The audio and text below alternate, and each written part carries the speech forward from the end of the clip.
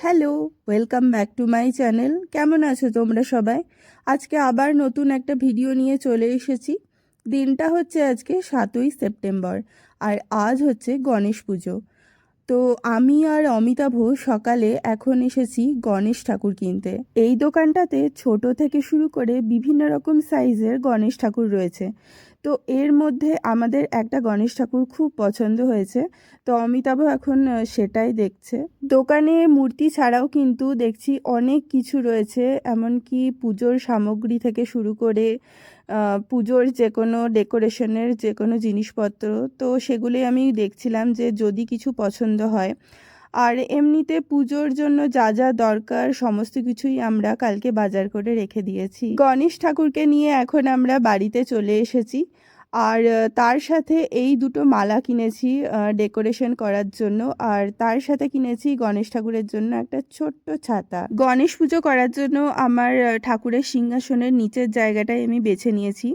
তো এই জায়গাটায় আমি আমার একটা শাড়ি হিসাবে ব্যাকগ্রাউন্ডে রেখেছি। হোয়াইট কালারের দেওয়ালটা আমি রাখতে পারতাম, কিন্তু রিখিয়া কালার করে এমন অবস্থা করেছে যে বলার নেই। যাই হোক, আমি এই শাড়িটার ওপরেই ক্লিপ দিয়ে এই ফলস ফুলের মালাগুলোকে আটকে নেব। প্রতিবারই ভাবি যে একটা স্ট্যান্ড কিনবো যেটাতে তোমার ব্যাকগ্রাউন্ডটা করতে কিন্তু খুব সুবিধে হয়।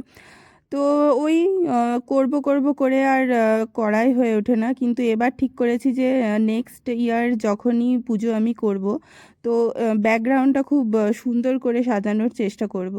আর সুন্দর করে সাজালে বেশ দেখতেও ভালো লাগে। মাটিতে হোয়াইট কালারের রঙ্গোলি পাউডার দিয়ে আলপনাটা এঁকে নিয়েছি। আমার খড়ি মাটিটা যেটা বাড়ি থেকে এনেছিলাম ওটা শেষ হয়ে গেছে। তো এখানে আমি অনেক দোকানেই খোঁজ করেছিলাম কিন্তু পাইনি। তো যাই হোক, আমি এখানে ঠাকুরের যে সিংহাসন সেটা এখন একটু সেট করে নেব। এই সিংহাসনটা লোকাল একটি স্টোর থেকে কেনা। জানো তো, এখানকার সাউথ ইন্ডিয়ান যারা তারা কিন্তু এই সিংহাসন খুব ব্যবহার করে। তো আমি ওদের দেখেই এই সিংহাসনটা অ্যাকচুয়ালি কিনেছি। আর আমি যেহেতু যে কোনো পুজো হলে আমাকে মাটিতেই করতে হয়, আমার সিংহাসনটা অতটাও স্পেসিয়াস নয়, তো সেই জন্যই আরও এটা কেনা। রিখিয়াও কিন্তু ছোট্ট ছোট্ট হাতে আমাকে অনেকটাই হেল্প করছে সিংহাসনটা সেট করতে। ওকে কিন্তু আমি কোনো কিছুই বলি না, ও নিজের থেকেই কিন্তু আমাকে অনেকটাই হেল্প করে। আর আমার কাছে যে বিভিন্ন কালারগুলো ছিল তো সেগুলো দিয়েই আমি রঙ্গোলি দিয়েছি। আর একটু ঘেটে গেছে, সেটা হচ্ছে যে রিখিয়া আমার রঙ্গোলির ওপর দিয়ে আবারও নিজে রঙ্গোলি দেওয়ার চেষ্টা করেছে। আর পেছনের ব্যাকগ্রাউন্ডটাও কিন্তু আমি নিজের মতো করে সাজিয়েছি।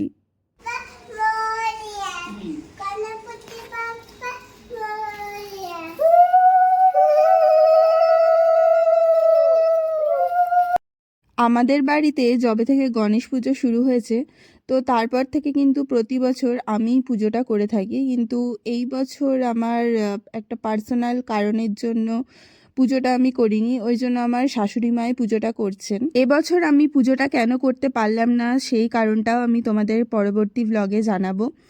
আর আমি এখানে কিন্তু পুজোর সমস্ত কিছুই জোগাড় করে দিয়েছি আমার শাশুড়ি মাকে। আর ওদিকে রিখিয়াকে দেখো, ও কিন্তু ওর আম্মাকে খুব সুন্দরভাবে হেল্প করছে।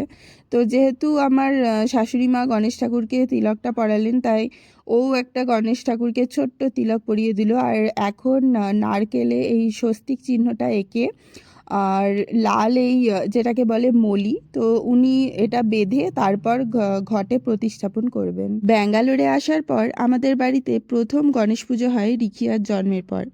আসলে রিখিয়া যে বছর হয়েছিল সেই বছর শ্বশুরমশাই বাজার থেকে একটি সুন্দর গণেশের মূর্তি নিয়ে এসেছিলেন।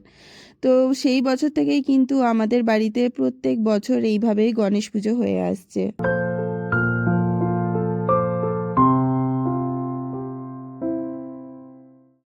গণেশ পুজোর মেন অ্যাট্রাকশনই কিন্তু হচ্ছে মোদক আর লাড্ডু। আর এখানে আমি থালায় করে সাজিয়ে মোদকগুলো রেখেছি। আর ওই দিকে কখন দেখছি রিখিয়া পুজো শেষ হওয়ার আগেই মোদকগুলো খেতে শুরু করে দিয়েছে। আসলে মিষ্টি খেতে খুব ভালোবাসে তো।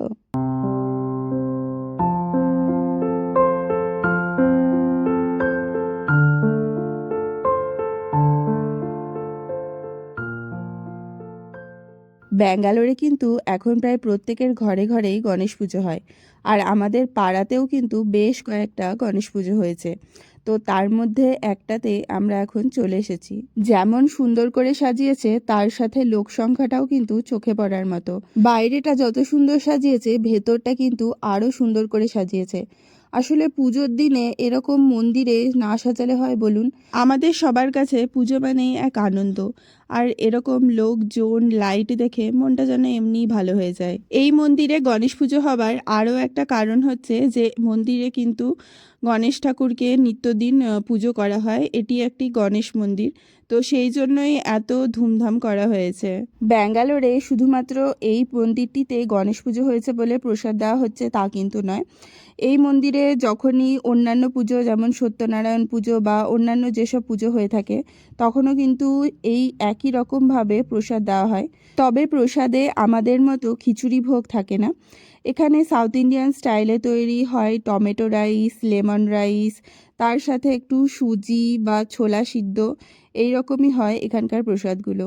তবে খেতে কিন্তু বেশ ভালো। মন্দিরের তরফ থেকেই ছোট ছোট বাচ্চাদের জন্য একটা কালচারাল প্রোগ্রামের ব্যবস্থা করা হয়েছে।